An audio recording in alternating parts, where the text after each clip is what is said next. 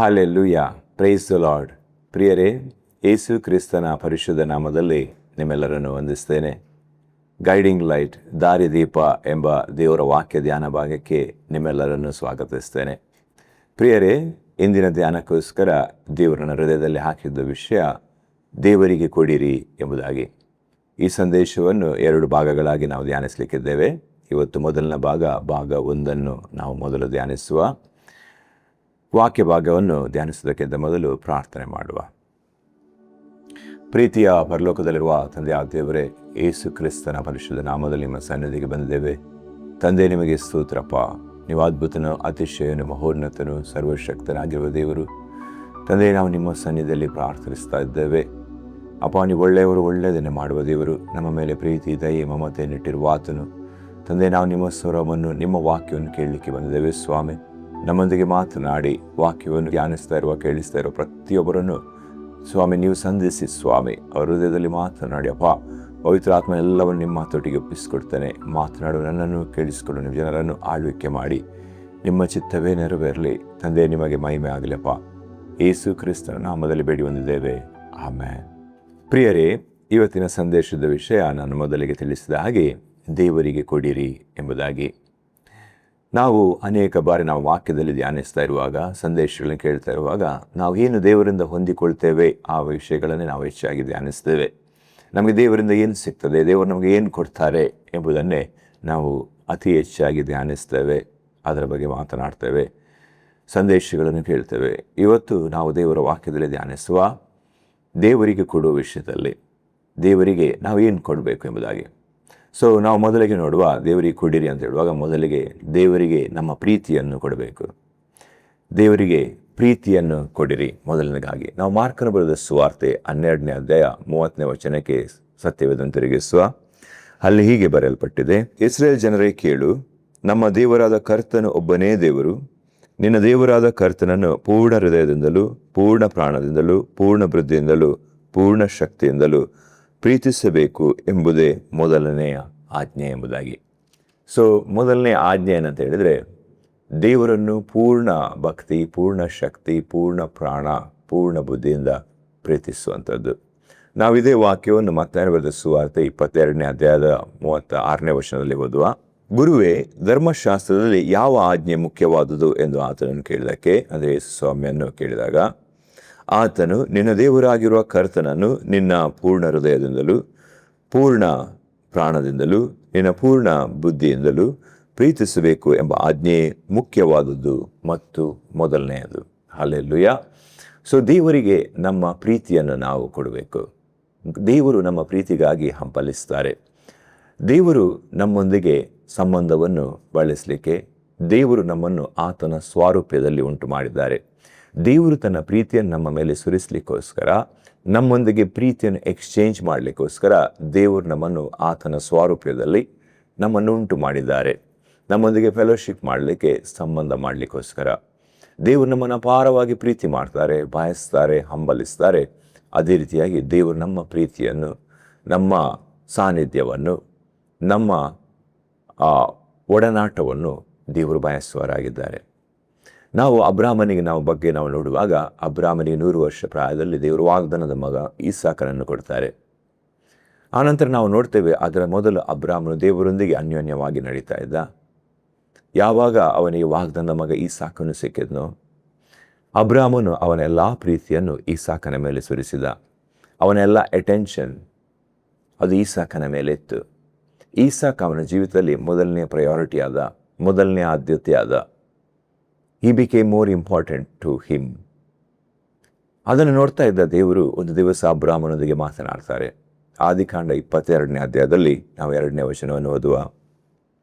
ದೇವರು ಅಬ್ರಾಮನಿಗೆ ಹೇಳ್ತಾರೆ, ನಿನಗೆ ಪ್ರಿಯನಾಗಿರುವ ಒಬ್ಬನೇ ಮಗನಾದ ಇಸಾಕನನ್ನು ತೆಗೆದುಕೊಂಡು ಮೊರಿಯಾ ದೇಶಕ್ಕೆ ಹೋಗಿ ಅಲ್ಲಿ ಅವನನ್ನು ನಾನು ಹೇಳುವ ಒಂದು ಬೆಟ್ಟದ ಮೇಲೆ ಸರ್ವಾಂಗ ಹೋಮವಾಗಿ ಅರ್ಪಿಸಬೇಕು ಅಂದನು ಎಂಬುದಾಗಿ.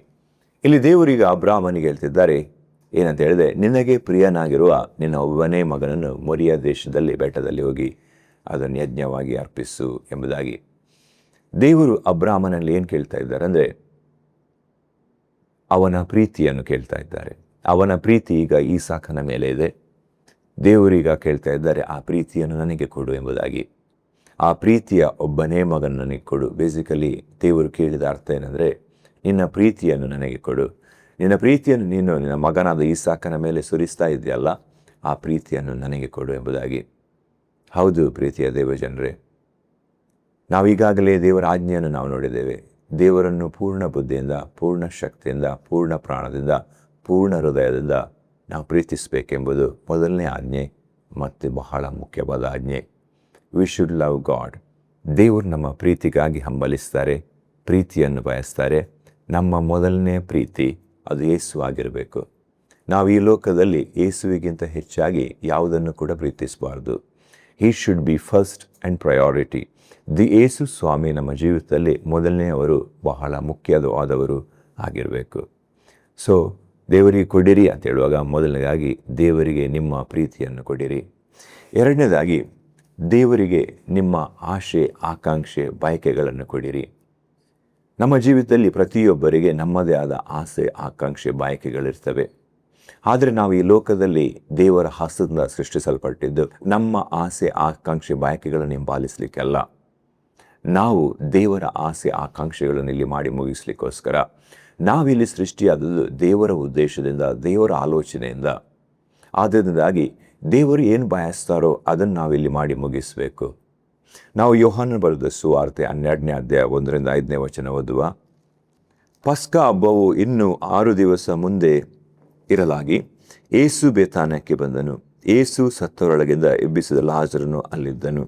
ಏಸುವಿಗೆ ಅಲ್ಲಿ ಔತಣ ಮಾಡಿಸಲು ಮಾರ್ತಳು ನೆರವಾಗಿದ್ದಳು. ಲಾಜರನು ಆತನ ಸಂಗಡ ಊಟಕ್ಕೆ ಕೂತವರಲ್ಲಿ ಒಬ್ಬನು.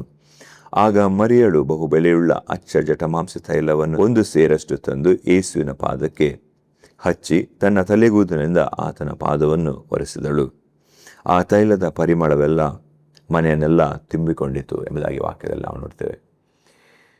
ಇಲ್ಲಿ ನಾವು ನೋಡುವಾಗ ಮಗ್ದಲದ ಮರಿಯಳು ಯೇಸು ಸ್ವಾಮಿಯ ಪಾದಕ್ಕೆ ಬಹು ಬೆಲೆಯುಳ್ಳ ಅಚ್ಚ ಜಟಮಾಂಸಿ ತೈಲ, ಸುಗಂಧ ವಾಸನೆಯುಳ್ಳ ತೈಲ, ಪರಿಮಳಯುಕ್ತವಾದ ತೈಲ, ಅದನ್ನು ಯೇಸು ಸ್ವಾಮಿಯ ಪಾದಕ್ಕೆ ಸುರಿತಾಳೆ. ಆ ತೈಲದ ಪಾತ್ರೆ, ಜಾರನ್ನು ಒಡೆದು ಅದನ್ನು ಯೇಸು ಸ್ವಾಮಿಯ ಪಾದಕ್ಕೆ ಸುರಿದು ತನ್ನ ತಲೆಗೂದಲಿನಿಂದ ಒರೆಸ್ತಾಳೆ. ಈಗ ನಾವು ನೋಡುವಾಗ ಈ ಸುಗಂಧ ತೈಲ, ಪರಿಮಳಯುಕ್ತವಾದ ಈ ತೈಲ ಏನಂತ ಹೇಳಿದರೆ, ಅದು ಮಗ್ದಲದ ಮರಿಯಳ ಆಸೆಯಾಗಿತ್ತು, ಡಿಸೈರ್. ಅನೇಕರಿಗೆ ಸುಗಂಧ ತೈಲ, ಎಸ್ಪೆಷಲಿ ಸ್ತ್ರೀಯರಿಗೆ ಸುಗಂಧ ತೈಲ ಅಂದರೆ ಬಹಳ ಇಷ್ಟ, ಆಸೆ, ಅವರಿಗೆ ಬಯಕೆ. ಸೊ ಈಗ ಮಗ್ದಲದ ಮರಿಯಳು ಅದನ್ನು ಕೂಡಿಸಿಡಲಿಕ್ಕೆ ಅವಳ ಜೀವನ ಪರ್ಯಂತ ಇಡೀ ಹೋಗಿರ್ಬೋದು, ಹೋಲ್ ಲೈಫ್. ಯಾಕೆಂದರೆ ಅದು ಬಹಳ ಬೆಲೆ ಉಳ್ಳದ್ದು ಎಂಬುದಾಗಿ ಸತ್ಯವೇದ ಹೇಳ್ತದೆ. ಅವಳು ಅದನ್ನು ಭಾಳ ಆಸೆಯಿಂದ ಕೂಡಿಸಿಟ್ಟಿದ್ಲು. ಆದರೆ ಒಂದು ದಿವಸ ಅವಳಿಗೆ ಯೇಸು ಸ್ವಾಮಿ ಸಿಕ್ಕಿದ್ರು. ಯೇಸು ಸ್ವಾಮಿಯ ಪ್ರೀತಿ, ಯೇಸು ಸ್ವಾಮಿಯ ಆತನ ರೀತಿ, ಆತನ ಕರುಣೆ, ಅದೆಲ್ಲವೂ ಮಗ್ದಲದ ಮರಿಯಳಿಗೆ ಬಹಳ ಅದ್ಭುತವಾಗಿ ಕಂಡಿತು.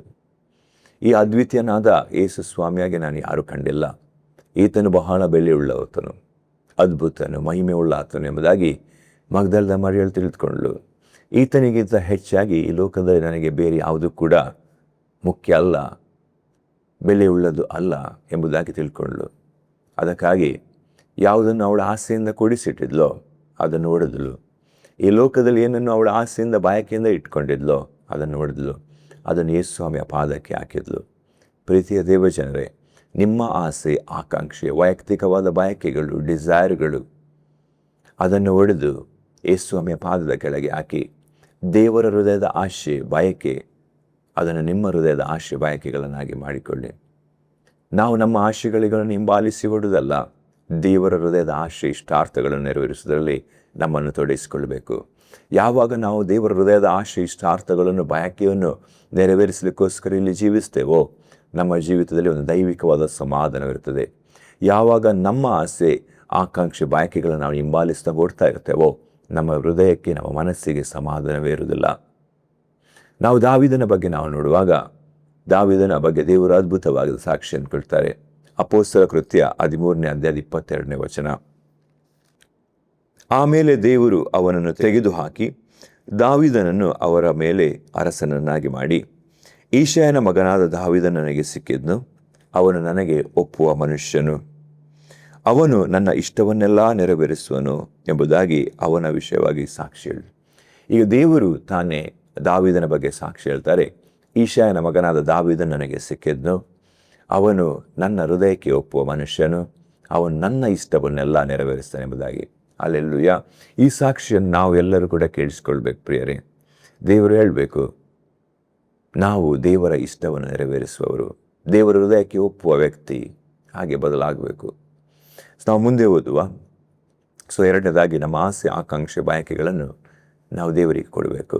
ದೇವರ ಹೃದಯದ ಆಸೆ ಆಕಾಂಕ್ಷೆಗಳನ್ನು ನಮ್ಮ ಹೃದಯದಲ್ಲಿ ಧರಿಸಿಕೊಳ್ಬೇಕು. ಮೂರನೇದಾಗಿ ನಮ್ಮ ದುಃಖ ನೋವುಗಳನ್ನು ದೇವರಿಗೆ ಕೊಡೋದು. ನಿಮ್ಮ ಜೀವಿತದಲ್ಲಿರುವ ನಿಮ್ಮ ದುಃಖಗಳು, ಸಂಕಟಗಳು, ನೋವುಗಳು, ಅದನ್ನೆಲ್ಲ ದೇವರಿಗೆ ಕೊಡಿರಿ. ನಾವು ನೋಡುವಾಗ ಹನ್ನಳ ಜೀವಿತದಲ್ಲಿ ಅವಳಿಗೆ ದುಃಖ ಇತ್ತು, ಕಣ್ಣೀರಿತ್ತು, ಅವಮಾನ ಇತ್ತು. ಅವಳು ಬಂಜೆ ಆಗಿದ್ಲು, ಅವಳಿಗೆ ಮಕ್ಕಳಿರಲಿಲ್ಲ. ಅವಳು ನೋವಿನಿಂದ ತುಂಬಿದವಳಾಗಿದ್ಲು, ಅಪಮಾನದ ತುಂಬಿದವಳಾಗಿದ್ಲು. ಆದರೆ ಅವಳು ಒಂದು ದಿವಸ ದೇವರ ಸನ್ನಿಧಿಗೆ ಹೋದ್ಲು. ತನ್ನ ದುಃಖ, ನೋವು, ಸಂಕಟವನ್ನು ದೇವರ ಸನ್ನಿಧಿಯಲ್ಲಿ ಸುರಿತಾಳೆ. ದೇವರೊಂದಿಗೆ ಹೇಳ್ತಾಳೆ, ಪ್ರೀತಿಯ ದೇವ ಜನರೇ, ನಿಮ್ಮ ದುಃಖ, ನಿಮ್ಮ ನೋವುಗಳನ್ನು ನೀವು ಎಲ್ಲಿ ಹೇಳ್ತಾ ಇದ್ದೀರಾ? ಪಕ್ಕದ ಮನೆಯವರೊಂದಿಗೆ ಹೇಳ್ತಾ ಇದ್ದೀರಾ? ನಿಮ್ಮ ಸ್ನೇಹಿತರೊಂದಿಗೆ ಹೇಳ್ತಾ ಇದ್ದೀರಾ? ನಿಮಗೆ ತಾತ್ಕಾಲಿಕವಾದ ಸಮಾಧಾನ ಆಗ್ತದೆ. ನೀವು ಅದನ್ನು ಯೇಸು ಸ್ವಾಮಿಯೊಂದಿಗೆ ಹೇಳಿ, ನಿಮ್ಮ ಹೃದಯವನ್ನು ಬಿಚ್ಚಿ ಅವರೊಂದಿಗೆ ಮಾತನಾಡಿ. ದೇವರು ನಿಮ್ಮ ಹೃದಯದ ನೋವುಗಳನ್ನು ತೆಗಿತಾರೆ, ಸಂಕಟವನ್ನು ತೆಗಿತಾರೆ. ಸಮಾರ್ಯ ಸ್ತ್ರೀಯೊಂದಿಗೆ ಯೇಸು ಸ್ವಾಮಿ ಮಾತನಾಡುವಾಗ ಹೇಳಿದರು, ಸಮಾರ್ಯ ಸ್ತ್ರೀ ಬಾವಿಯಲ್ಲಿ ನೀರು ತರಲಿಕ್ಕೆ ಹೋಗಿದ್ಲು ಕುಡಿಲಿಕ್ಕೋಸ್ಕರ. ಆಗ ಯೇಸು ಸ್ವಾಮಿ ಹೇಳ್ತಾರೆ, ನಾನು ನಿನಗೆ ಒಂದು ನೀರನ್ನು ಕೊಡ್ತೇನೆ, ಅದನ್ನು ಕುಡಿಯೋದ್ರಿಂದ ನಿನಗೆ ಬಾಯಾರಿಕೆ ಆಗುವುದಿಲ್ಲ ಎಂಬುದಾಗಿ. ಈ ಬಾವಿಯ ನೀರು ಕುಡಿದರೆ ನಿನಗೆ ಪುನಃ ಬಾಯಾರಿಕೆ ಆಗ್ತದೆ. ಅದೇ ರೀತಿ ಪ್ರಿಯರೇ, ನಾವು ಈ ಲೋಕದ ಜನರಲ್ಲಿ ಹೇಳಿಕೊಂಡಾಗ ನಮಗೆ ತಾತ್ಕಾಲಿಕ ಸಮಾಧಾನ ಆಗ್ತದೆ, ಪುನಃ ನಮಗೆ ಆ ದುಃಖ, ಆ ನೋವು ಪುನಃ ಆವರಿಸಿಕೊಳ್ತದೆ. ಆದರೆ ಅದನ್ನೆಲ್ಲ ನಾವು ಯೇಸು ಸ್ವಾಮಿಯ ಸನ್ನಿಧಿಯಲ್ಲಿ ಯೇಸು ಸ್ವಾಮಿಯೊಂದಿಗೆ ಹೇಳುವಾಗ ಆತನು ನಮಗೆ ಜೀವಜಲವನ್ನು ಕೊಡ್ತಾರೆ, ಜೀವವುಳ್ಳ ವಾಕ್ಯವನ್ನು ಕೊಡ್ತಾರೆ. ಅದು ನಮಗೆ ಪರಿಪೂರ್ಣವಾದ ಸಮಾಧಾನವನ್ನು, ಸ್ಥೈರ್ಯವನ್ನು, ಧೈರ್ಯವನ್ನು ಉಂಟು ಮಾಡ್ತದೆ. ಹಲ್ಲೆಲೂಯಾ. ಇಲ್ಲಿ ನಾವು ನೋಡುವ 1 ಸಮುವೇಲ 1ನೇ ಅಧ್ಯಾಯದ 15-18 ವಚನ. ಅದಕ್ಕೆ ಹನ್ನಳು, ಸ್ವಾಮಿ ಹಾಗಲ್ಲ, ನಾನು ಬಹು ದುಃಖ ಪೀಡಿತಳು, ದ್ರಾಕ್ಷರಸವನ್ನಾದರೂ ಬೇರೆ ಯಾವ ಮದ್ಯವನ್ನಾದರೂ ಕುಡಿದವಳಲ್ಲ. ನನ್ನ ಮನೋವೇದನೆಯನ್ನು ಯೆಹೋವನ ಮುಂದೆ ಒಯ್ದಿದ್ದೇನೆ. ನಿನ್ನ ದಾಸಿಯಾದ ನನ್ನನ್ನು ಅಯೋಗ್ಯಳೆಂದು ನೆನೆಸಬೇಡ. ಈವರೆಗೆ ನನ್ನ ಹೆಚ್ಚಾದ ಚಿಂತೆಯನ್ನು, ವ್ಯಥೆಯನ್ನು ಅರಿಕೆ ಮಾಡಿಕೊಳ್ಳುತ್ತಿದ್ದೆನು ಎಂದು ಹೇಳಿದಳು. ಆಗ ಎಲಿಯು ಆಕೆಗೆ, ಸಮಾಧಾನದಿಂದ ಹೋಗು, ಇಸ್ರಾಯೇಲ್ ದೇವರು ನಿನ್ನ ಪ್ರಾರ್ಥನೆಯನ್ನು ನೆರವೇರಿಸಲಿ ಎನ್ನಲು, ಹನ್ನಳು ಎಲಿಗೆ, ನಿನ್ನ ದಾಸಿಯ ಮೇಲೆ ಕಟಾಕ್ಷವಿರಲಿ ಎಂದು ಹೇಳಿ ಹೊರಟು ಹೋಗಿ ಊಟ ಮಾಡಿದಳು. ಆಮೇಲೆ ಆಕೆಯ ಮೊರೆಯಲ್ಲಿ ದುಃಖವು ಕಾಣಲಿಲ್ಲ ಎಂಬುದಾಗಿ. ಹಲ್ಲೆಲೂಯ. ಭಾಳ ಅದ್ಭುತವಾದ ವಿಷಯ. ಹನ್ನಳವಳ ದುಃಖವನ್ನು, ನೋವನ್ನು, ಅವಮಾನವನ್ನು ಅವಳ ಹೃದಯ ಬಿಚ್ಚಿ ದೇವರ ಸನ್ನಿಧಿಯಲ್ಲಿ ಸುರಿತಾಳೆ. ನಂತರ ಅವಳಿಗೆ ದುಃಖವೆಂದು ಅವಳ ಮನಸ್ಸಿನಲ್ಲಿ ಕಾಣಿಸಲಿಲ್ಲ ಎಂಬುದಾಗಿ. ಹೌದು ಪ್ರಿಯರೇ, ದೇವರು ನಮ್ಮನ್ನು ತಾಯಿ ಮಗನನ್ನು ಸಂತೈಸುವ ಹಾಗೆ ಸಂತೈಸ್ತಾರೆ. ಏಷಾಯ 66ನೇ ಅಧ್ಯಾಯದ 13ನೇ ವಚನದಲ್ಲಿ ನಾವು ನೋಡ್ತೇವೆ, ದೇವರು ಹೇಳ್ತಾರೆ, ತಾಯಿ ಮಗನನ್ನು ಸಂತೈಸುವ ಪ್ರಕಾರ ನಾನು ನಿನ್ನನ್ನು ಸಂತೈಸ್ತೇನೆ ಎಂಬುದಾಗಿ. ನಮ್ಮ ದೇವರು ಒಳ್ಳೆಯ ತಂದೆಯಾಗಿದ್ದಾರೆ, ಪ್ರೀತಿಸುವ ಒಳ್ಳೆಯ ತಂದೆಯಾಗಿದ್ದಾರೆ. ನಮ್ಮನ್ನು ಆತನ ಅಂಗೈಗಳಲ್ಲಿ ಚಿತ್ರಿಸಿದ್ದಾರೆ. ದೇವರು ಹೇಳ್ತಾರೆ, ನಾನು ನಿನ್ನನ್ನು ಎಂದಿಗೂ ಮರೆಯೋದಿಲ್ಲ, ತೊರೆಯೋದಿಲ್ಲ ಎಂಬುದಾಗಿ. ದೇವರು ನಿಮ್ಮೊಂದಿಗೆ ಪ್ರೀತಿಯುಳ್ಳ ಮಾತುಗಳನ್ನು ಆಡುವಾಗ ದೈವಿಕವಾದ ಸಮಾಧಾನ, ಸಂತೋಷ ಉಂಟಾಗ್ತದೆ, ಸಂತೈಸುವಿಕೆ ಉಂಟಾಗ್ತದೆ. ಮೂರನೇದಾಗಿ, ನಿಮ್ಮ ದುಃಖ, ನೋವುಗಳನ್ನು ದೇವರ ಮುಂದೆ ಯಥಾರ್ಥವಾಗಿ ಹೇಳಿರಿ. ದೇವರಿಗೆ ಕೊಡಿರಿ, ಅದನ್ನು ದೇವರ ಹಸ್ತದಲ್ಲಿ ಕೊಡಿರಿ ಪ್ರಾರ್ಥನಾ ಪೂರ್ವಕವಾಗಿ. ನಾಲ್ಕನೇದಾಗಿ, ನಿಮ್ಮ ಚಿಂತೆ, ರೋಗ, ಸಮಸ್ಯೆ, ಭಯ ಇವುಗಳನ್ನು ದೇವರಿಗೆ ಕೊಡಿರಿ. ನಾವು ಮತ್ತಾಯನ ಬರೆದ ಸುವಾರ್ತೆ 11ನೇ ಅಧ್ಯಾಯ 28ನೇ ವಚನವನ್ನು ಓದುವ.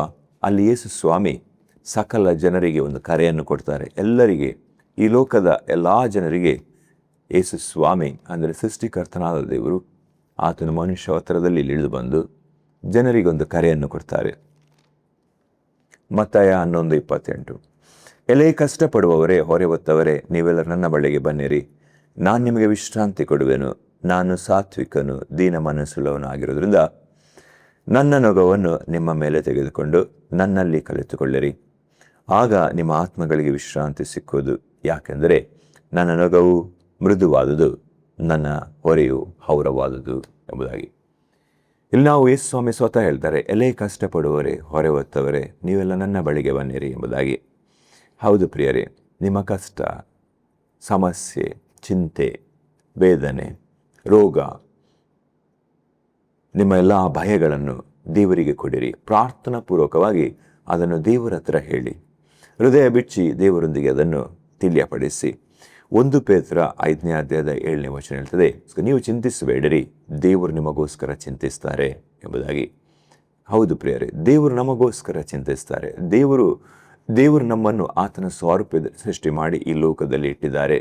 ಆದ್ದರಿಂದಾಗಿ ನಮ್ಮ ಎಲ್ಲ ಚಿಂತಾಭಾರವನ್ನು ದೇವರೇ ವಹಿಸಿಕೊಂಡು ಹೋಗ್ತಾರೆ. ನಾವು 1 ಪೇತ್ರ 5ನೇ ಅಧ್ಯಾಯದ 7ನೇ ವಚನ ಓದುವ, ನಿಮ್ಮ ಚಿಂತೆಯನ್ನೆಲ್ಲ ಆತನ ಮೇಲೆ ಹಾಕಿರಿ, ಆತನು ನಿಮಗೋಸ್ಕರ ಚಿಂತಿಸ್ತಾನೆ ಎಂಬುದಾಗಿ. ಕೀರ್ತನೆಗಳು 37ನೇ ಅಧ್ಯಾಯದ 5ನೇ ವಚನ, ನಿನ್ನ ಭೂಯಾತ್ರೆಯ ಚಿಂತೆಯನ್ನು ಯೆಹೋವನಿಗೆ ವಹಿಸಿಬಿಟ್ಟು ಭರವಸೆದಿಂದಿರು, ಆತನೇ ಅದನ್ನು ಸಾಗಿಸುವನೆಂಬುದಾಗಿ.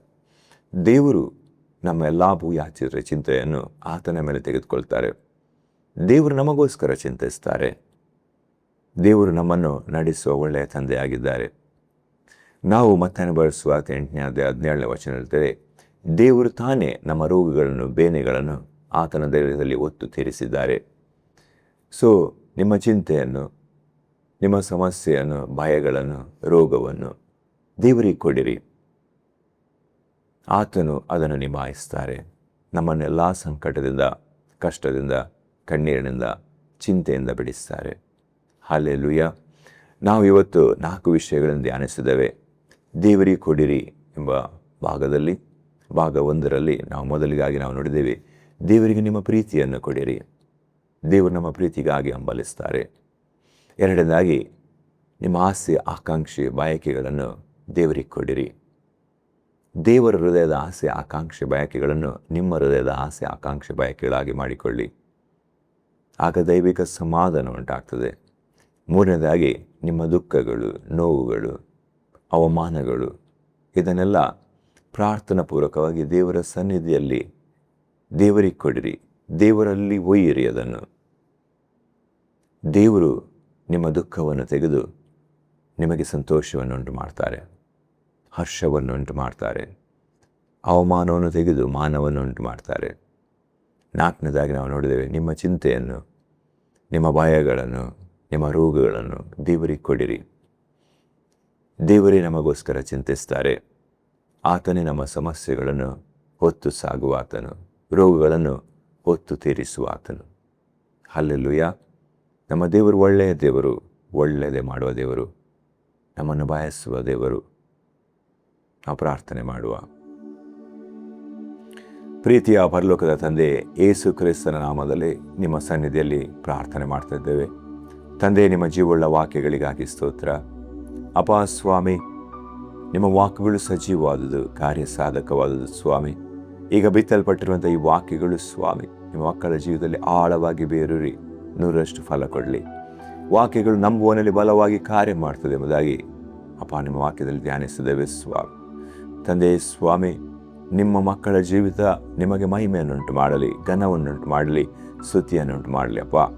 ಅಪ್ಪ ಸ್ವಾಮಿ, ಅವರಾದ ಹೋಗುವ ಎಲ್ಲ ಪರಿಸ್ಥಿತಿಯಿಂದ ಅವರನ್ನು ಬಿಡಿಸಿ ಕಾಪಾಡಿ ನಿಮ್ಮ ಪವಿತ್ರ ಆತ್ಮನ ಅಭಿಷೇಕದ ತುಂಬಿಸಿ, ಹೊಸ ಬಲದಿಂದ ತುಂಬಿಸಿ, ಹೊಸ ಅಭಿಷೇಕದ ತುಂಬಿಸಿ ಸ್ವಾಮಿ. ಅವರ ರೋಗಗಳು ಗುಣವಾಗಲಿ, ಸ್ವಸ್ಥತೆ ಬಿಡುಗಡೆಗಳು ಉಂಟಾಗಲಿ ಯೇಸುವಿನ ನಾಮದಲ್ಲಿ. ಹಾಲೆಲೂಯಾ. Thank you Lord. ನೀವು ಅದ್ಭುತ ಮಾಡಿದ್ದಕ್ಕಾಗಿ ಸ್ತೋತ್ರ ಸ್ವಾಮಿ. ಯೇಸು ಕ್ರಿಸ್ತನ ನಾಮದಲ್ಲಿ ಬೇಡಿ ಹೊಂದಿದ್ದೇವೆ, ಆಮೆನ್. ಪ್ರಿಯರೇ, ಈ ಸಂದೇಶ ನಿಮ್ಮ ಜೀವಿತಕ್ಕೆ ಆಶೀರ್ವಾದದಾಯಕವಾಗಿದ್ದರೆ ಈ ಚಾನಲನ್ನು ಸಬ್ಸ್ಕ್ರೈಬ್ ಮಾಡಿ, ನೋಟಿಫಿಕೇಷನ್ ಬೆಲ್ ಒತ್ತಿ. ಈ ಸಂದೇಶವನ್ನು ನಿಮ್ಮ ಸ್ನೇಹಿತರೊಂದಿಗೆ, ಪ್ರೀತಿ ಪಾತ್ರರೊಂದಿಗೆ ಹಂಚಿಕೊಳ್ಳಿ. ಅವರ ಜೀವಿತವನ್ನು ಆಶೀರ್ವದಿಸಿ. ದೇವರು ನಿಮ್ಮನ್ನು ಆಶೀರ್ವದಿಸಲಿ.